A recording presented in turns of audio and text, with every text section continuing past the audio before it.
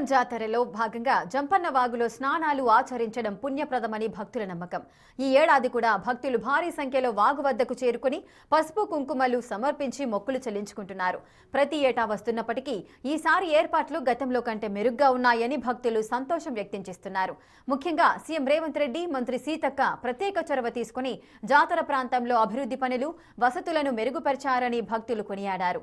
మరింత సమాచారం మా ప్రతినిధి సుజాత అందిస్తారు.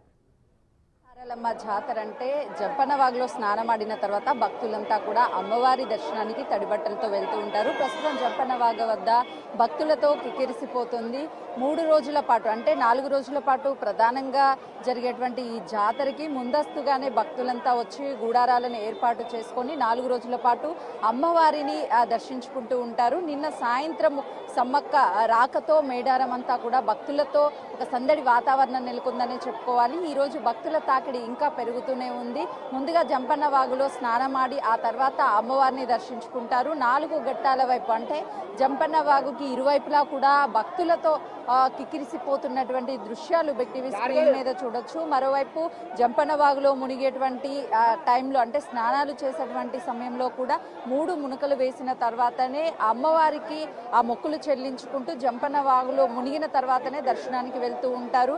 ఒకవైపు పిల్లలతో పెద్దలతో ఆ స్నానాలు ఆడేటువంటి సమయంలో కూడా అంటే జంపన్నవాగులో స్నానం ఆడేటువంటి టైంలో కూడా ఎంతో సందడిగా కుటుంబ సభ్యులతో కొంతసేపు జంపన్నవాగులో సరదాగా గడిపి ఆ తర్వాత ఆ తడి బట్టలతో అమ్మవారి దర్శనాన్ని వరకు వెళ్తున్నారు. ఇక్కడ ప్రస్తుతము సమ్మక్క సారాలమ్మక ప్రతీకగా వచ్చినటువంటి కుటుంబ సభ్యులంతా కూడా తడి బట్టలతో అంటే లోపల స్నానమాడిన తర్వాత వాళ్ళంతా ఇక్కడ ఉన్నటువంటి అమ్మవారిగా కొలుచుకున్నటువంటి పసుపు కుంకుమలు వేసి ఆ తర్వాత కొబ్బరికాయ కొట్టి వాళ్ళ మొక్కుల్ని చెల్లించుకుంటూ ఉంటారు. చెప్పండి, జంపన్నవాగులో స్నానం చేసిన తర్వాత అమ్మవారి దర్శనానికి వెళ్తూ ఉంటారు, మరోవైపు ఇక్కడ మొక్కులు కూడా చెల్లిస్తున్నారు. ఏంటి అంటే ఇది గతం నుంచి ఆనవాయితీగా నడుస్తుంది జంపన్నవాగు దగ్గర నుంచి. అలాగే మేము కూడా ఫస్ట్ టైము అంటే అంతమంది కూడా వచ్చాము, కానీ ఇప్పుడు జాతర రోజే రావాలని అనుకుంటున్నాము.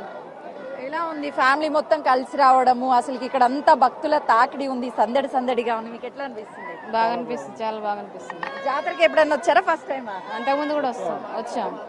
జాతర అంటేనే సమ్మక్క సారాలమ్మ అని చెప్పేసి చెప్తుంది. చాలా మంది భక్తులు కూడా తమ కుటుంబంతోనే వస్తూ ఉంటారు, జంపన్నవాగులో స్నానం ఆడుతూ ఉంటారు. స్నానాలు అయిపోయాయి? అయిపోయింది.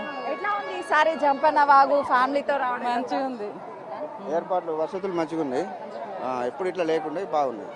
చెప్పండి, ఈ వయసులో కూడా మీరు సమ్మక్క సారమ్మ జాతరకు వచ్చిర్రు, ఎట్లా? ప్రతిసారి వస్తాం మేము, అక్కడ నుంచి ప్రతిసారి వస్తాం. గతం కంటే చాలా బాగుంది ఇప్పుడు ఈసారి, చాలా రేవంత్ రెడ్డి గారు కాంగ్రెస్ గవర్నమెంట్ ఉండి రేవంత్ రెడ్డి గారు బాగా చేశారు, సీతక్క గారు అంతా బాగా చేశారు. జంపన్నవాగులో స్నానం ఆడడం వెనక ఏముంది చరిత్ర మీకు తెలుసా? జంపన్న వాగులో స్నానం చేస్తే ఆయన బాగా వర్దిలా మంచిగా చూస్తాడని అట్లా చేస్తున్నాం. అట్లా మీకు ఏమవుతారండి? మా మామ. మీ మామయ్యని తీసుకురావడం ఎట్లా అనిపిస్తుంది? అంటే సంతోషకరంగా ఉంటుంది. మేము మామతోనే వస్తాం, ఎప్పుడు వచ్చింది. ఎట్లా ఉంది జంపన్నవాగులో స్నానం చేయడం? పోయినసారికి ఇప్పటికి చాలా బాగుంది. ఎన్ని రోజుల పాటు ఇక్కడ? మేము ఇక్కడ 3 రోజుల పాటు నుండి ఉంటాం. ఎక్కడ ఉంటున్నారు? మాది అక్కడ సంగారెడ్డి డిస్టిక్.